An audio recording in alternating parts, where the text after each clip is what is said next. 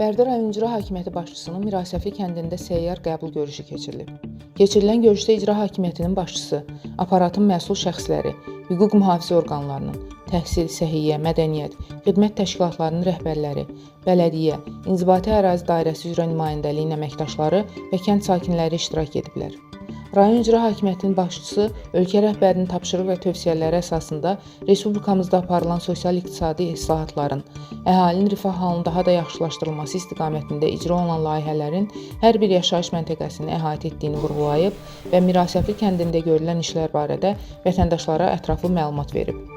Görülən işlərdən məmnunluqlarını bildirən sakinlərin daha sonra təklif və şikayətləri dinlənilib.